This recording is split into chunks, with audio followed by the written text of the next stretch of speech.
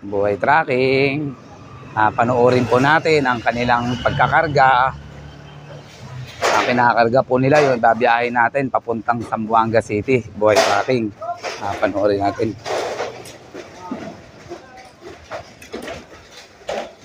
Buhay Trucking. Shout out po sa mga empleyado po ng DNA Construction. Mag-iingat po kayo palagi. Yan, Buhay Trucking. Yan po yung i-deliver natin sa Zamboanga City.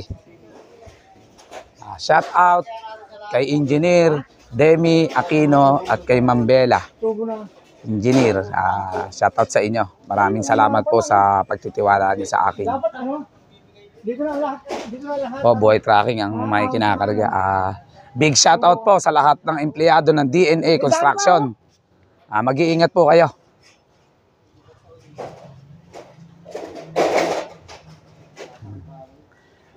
Shoutout din po sa mag-asawa, kay Boss Mark Aquino and Ma'am Imelda Aquino. Maraming salamat po ulit sa inyo. Papunta na naman ako sa lugar nyo, Ma'am and Boss. Yan po, Buhay Trucking, kinakarga nila. Inaayos mabuti.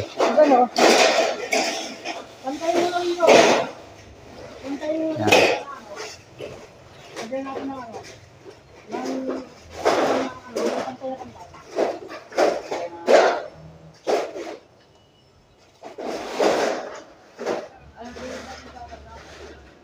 Saan ba ang dapat na mabigat? Sa bandang likuran. Huwag sa unahan.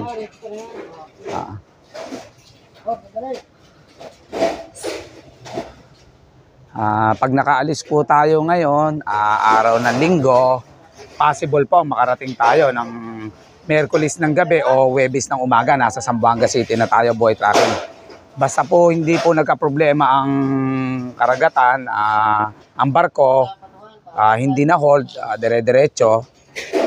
Possible po Wednesday ng gabi o Thursday ng umaga. Nasa Zamboanga City tayo.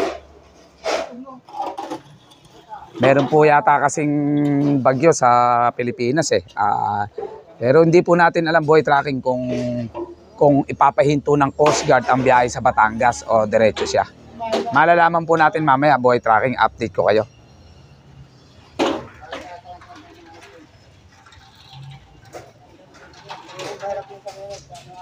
Sa mga viewers ko po at followers, meron na rin po tayong YouTube channel. #Buhay Trucking, para masubaybayan ng mga ibang followers, viewers, makita nila ang mga nangyayari sa araw-araw na ganap sa kalsada sa pagbabiyahe natin, Buhay Trucking. Paki-subscribe lang po and like, sundan nyo lang po ang aking pagbibideo dyan.